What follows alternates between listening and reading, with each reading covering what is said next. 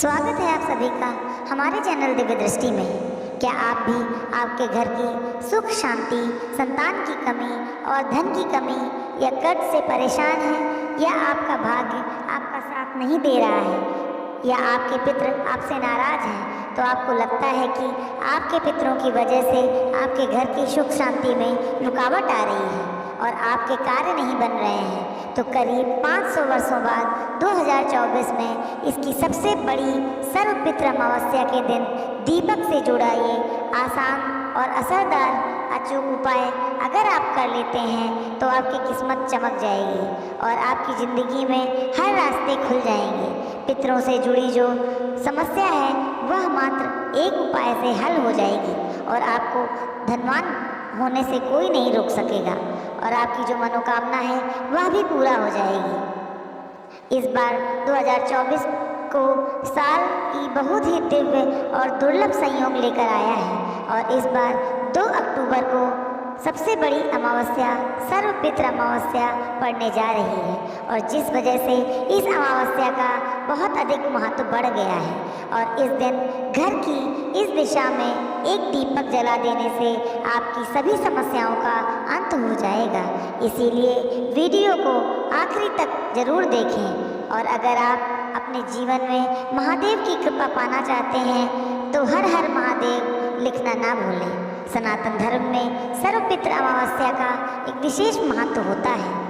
साल 2024 में सर्वपितृ अमावस्या का शुभ मुहूर्त 1 अक्टूबर को रात्रि 9:39 पर प्रारंभ हो जाएगा, जिसका समापन 2 अक्टूबर को दोपहर 12:18 पर होगा। हिंदू धर्म में उदया तिथि की मान्यता है। ऐसे में सर्वपितृ अमावस्या 2 अक्टूबर 2024 को मनाई जाएगी। सर्वपितृ अमावस्या के दिन आप अपने पितरों के लिए श्राद्ध, पिंडदान, दान आदि का कार्य 11 बजे से लेकर दोपहर 3:30 तक कभी भी कर सकते हैं। सर्वपितृ अमावस्या के दिन पवित्र नदियों में स्नान करने के बाद तर्पण, दान आदि करते हैं। हिंदू धर्म में मान्यता है कि भाद्रपद अमावस्या के दौरान यमराज सभी आत्माओं को पृथ्वी लोक पर भेजते हैं। वे सभी आत्मा अपने परिवारजनों से अपने हेतु तर्पण श्राद्ध लेने के लिए धरती पर आते हैं।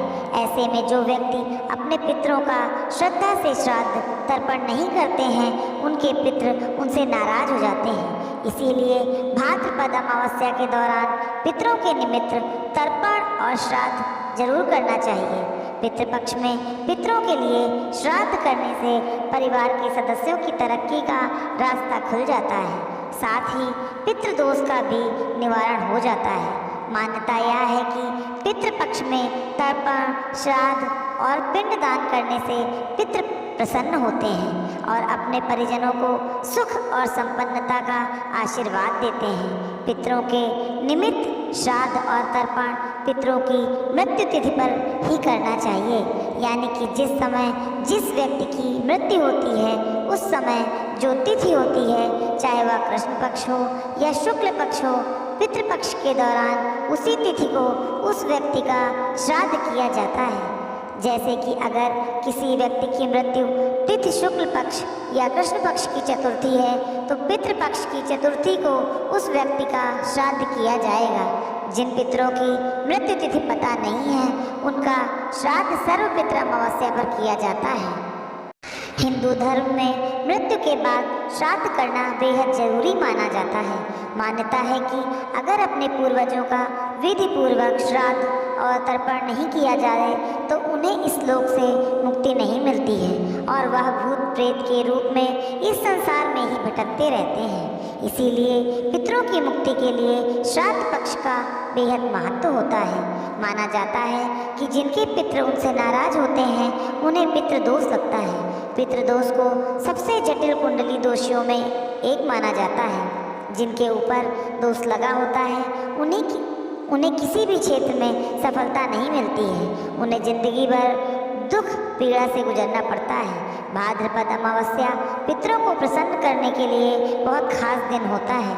इस दिन आप छोटे से छोटे काम करके, छोटे से छोटे उपाय करके पितरों को प्रसन्न कर सकते हैं और उनका आशीर्वाद प्राप्त कर सकते हैं। माना जाता है कि जिन पर उनके पितरों का आशीर्वाद होता है उन्हें सभी देवताओं का भी आशीर्वाद प्राप्त होता है।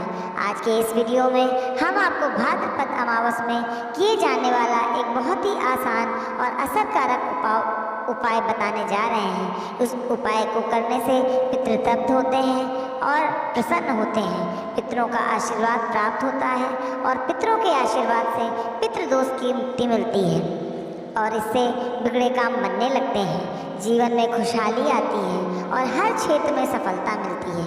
इस उपाय को सही प्रकार से करने के लिए आप हमारे इस वीडियो को आखिरी तक अवश्य देखें। तो आइए जानते हैं इस उपाय के बारे में। इस उपाय को करते समय पवित्रता का विशेष ध्यान रखें। अगर आपने स्नान कर लिया है तो रात्रि के समय आप अच्छी तरह से मुंह हाथ पैर धो लें, फिर स्वच्छ वस्त्र धारण करके आप इस उपाय को करें। उपाय को करने के लिए आपको एक दीपक की ज़रूरत होगी। दीपक कोई भी होगा, चाहे मिट्टी का ले लो या आटे का ले लो। अगर आटे का दीपक आप ले रहे हैं तो शुद्ध जल मिलाकर बिना नमक के आटे का ही दीपक घर में बना लें। उस दीपक में रुई की बाती लगाएं। शुद्ध घी डालना हो तो, अगर आपके पास शुद्ध घी ना हो तो सरसों का तेल भी आप ले सकते हैं, लेकिन दूसरे किसी और तेल का प्रयोग ना करें। यह दीपक आपको सूर्य डूबने के समय यानी रात्रि के समय ही जलाना है। शाम की पूजा हो जाने के बाद आप यह दीपक जला सकते हैं। इस दीपक को मंदिर के अंदर ना रखें। मंदिर के पास किसी साफ स्थान पर आप इस दीपक को रख सकते हैं और या फिर एक लकड़ी के पत्ते पर आप इस दीपक को रख सकते हैं। दीपक रखने से पहले उसे आसन अवश्य दें, यानी दीपक के नीचे थोड़े से अक्षत यानी थोड़े से साबुत चावल रखें, फिर उसके ऊपर ही आप दीपक को रखें। और दीपक जलाते समय ध्यान रखना है कि दीपक की बाती दक्षिण दिशा की तरफ होनी चाहिए। इस दीपक को अपने घर के दक्षिणी कोने में किसी साफ स्थान पर भी जला सकते हैं। दक्षिण दिशा पितरों की दिशा मानी जाती है। दक्षिण दिशा में ही पितृलोक है। माना जाता है कि पितृपक्ष में पितृलोक से दक्षिण दिशा से ही पितृ हमें आशीर्वाद देने धरती पर आ जाते हैं। इसीलिए पितरों को प्रसन्न करने के लिए, उनका आशीर्वाद प्राप्त करने के लिए अमावस्या की रात को दक्षिण मुखी दीपक जलाया जाता है। इससे पितरों की आत्मा को शांति मिलती है। तो आम दिनों में केवल अमावस्या की रात्रि को दक्षिण दीपक दान करना ही चाहिए, क्योंकि दीप जलाना शुभ अवसर पर एक अनिवार्य परंपरा मानी जाती है। तो मान्यताओं के अनुसार दीपक की लौ सही दिशा में होनी चाहिए। श्रद्धा से पितरों के निमित्त किया हुआ दान ही श्राद्ध है। इसीलिए अमावस्या की रात्रि को श्रद्धापूर्वक दक्षिणमुखी दीप दान करने से पितरों का आशीर्वाद मिलता है। श्राद्ध करने का पुण्य फल प्राप्त होता है। यह खास दीपक जलाने के बाद आप वहीं पर आसन बिछाकर बैठ जाएं और दक्षिण दिशा की तरफ मुंह करके पितृदेव के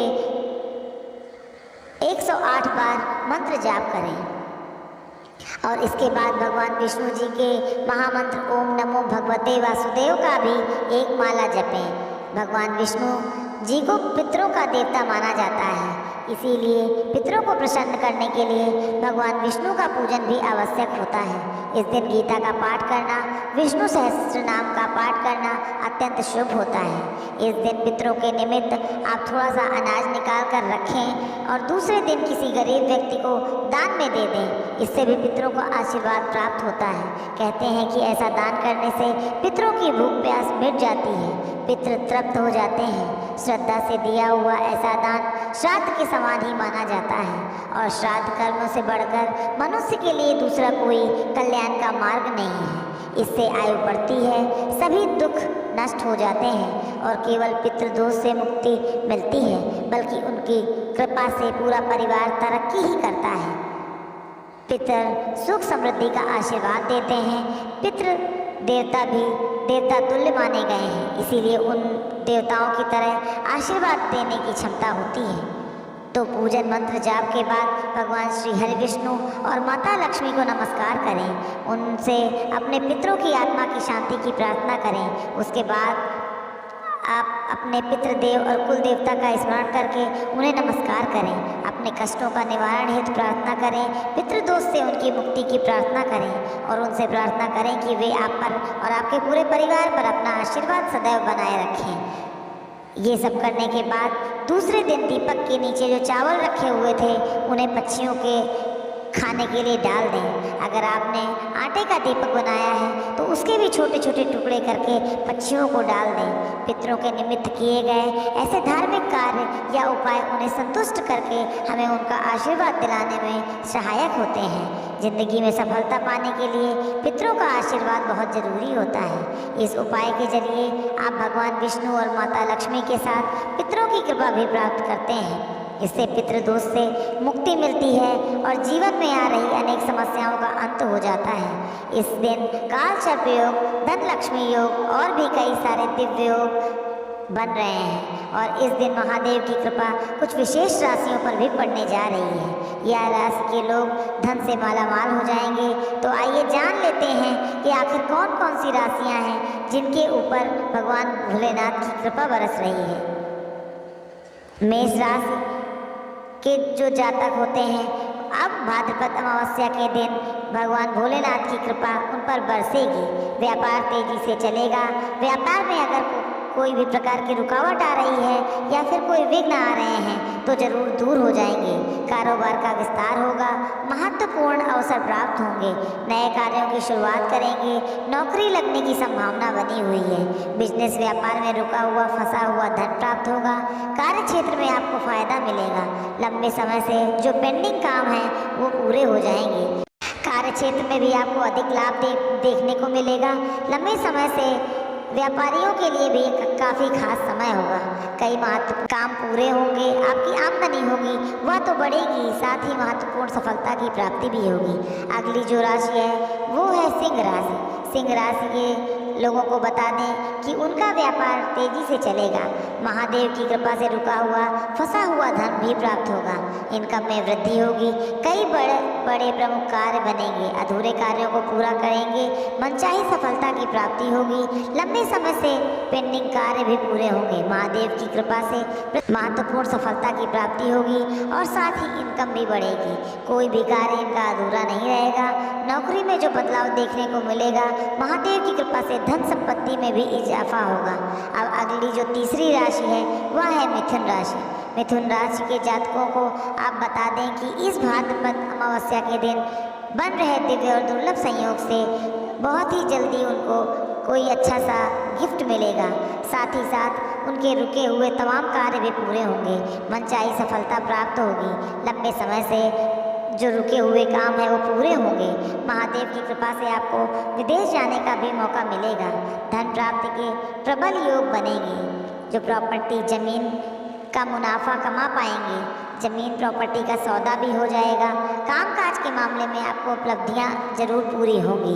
प्रत्येक कार्य में लाभ होगा। अधूरे कार्यों को पूरा करेंगे। जो कार्य आपके अधूरे थे उन्हें पूरा करेंगे। साथ साथ आपको जॉब लगने की भी बहुत बड़ी संभावना है। साथ ही व्यापार में रुका हुआ जो धन है वो भी प्राप्त होगा। अगर कोई व्यापार नहीं चल रहा है तो वह भी चल पड़ेगा और जल्दी नई शुरुआत कर सकते हैं। अब अगली जो राशि आती है वो है कन्या राशि। कन्या राशि के लोगों को बता दें कि इनकम बढ़ने से मन प्रसन्न रहेगा। मनचाही सफलता प्राप्त होगी। संतान प्राप्ति के योग भी बन रहे हैं। साथ ही साथ आपके मित्र होंगे, उनके द्वारा धन लाभ की भी प्राप्ति होगी। जीवन साथी से संतान की प्राप्ति होगी। जीवन साथी से जो संबंध है वह भी काफ़ी मधुर बने रहेंगे और साथ ही कोर्ट कचहरी के मामलों में भी विजय प्राप्त होगी। महादेव की कृपा आप पर बनी रहेगी। भाद्रपद अमावस्या के दिन बन रहे दिव्य और दुर्लभ संयोग से आपकी शिक्षा में भी सुधार होगा। कंपटीशन की परीक्षा में लाभ होगा। बड़े संस्थान में दाखिला ले पाएंगे। अब जो अगली पांचवी राशि है वह है मकर राशि। मकर राशि के जातकों को बता दें कि इनकम तो बढ़ेगी ही, साथ ही धन प्राप्ति के योग भी बनेंगे। सरकारी क्षेत्र से लाभ होगा। प्रोफेशनल लोगों से संबंध मधुर होंगे। समाज में मान सम्मान और बैंक बैलेंस बढ़ेगा। साथ ही कोई इम्पोर्टेंट डील भी फाइनल होगी। बैंक क्षेत्र से बिजनेस व्यापार क्षेत्र के साथ साथ ही बिजनेस व्यापार का कोई लोन वगैरह मंजूर हो जाएगा। बैंक से आपके लोन मंजूर होने का आपका ये कार्य तेज़ी से होगा, और अगर आपके कोई कार्य नहीं बन रहे हैं तो वो भी बन जाएंगे। महादेव की कृपा से अनेकों जगहों से आपको धन की प्राप्ति के प्रबल योग होंगे। और अब जो अगली राशि है वो छठवीं राशि, वह है मीन राशि। इस अमावस्या के दिन बन रहे दुर्लभ शुभ संयोग से आपका रुका हुआ फंसा हुआ धन प्राप्त होगा। साथ ही आपकी लिखा पढ़ी का जो मामला है वो भी सॉल्व हो जाएगा। विदेश जा सकते हैं, सिर्फ बड़े शिक्षा संस्थानों में दाखिला ले पाएंगे। और इस समय आपको आपके घर की जो बड़ी जिम्मेदारी मिलती है वो भी आपको सभी का सपोर्ट मिलेगा। कई बड़े क्षेत्रों में लाभ होगा। अधूरे कार्यों को पूरा करेंगे। मनचाही सफलता प्राप्त होगी। ऐसे कुछ कार्य भी होंगे जो काफ़ी समय से अधूरे पड़े थे तो वो भी पूरे हो जाएंगे। अगर आपको हमारा यह वीडियो पसंद आया हो तो इसे लाइक करें, शेयर करें और कमेंट करें। और अगर आपने अभी हमारा चैनल सब्सक्राइब नहीं किया है तो हमारे चैनल को सब्सक्राइब कर लें। धन्यवाद। हर हर महादेव।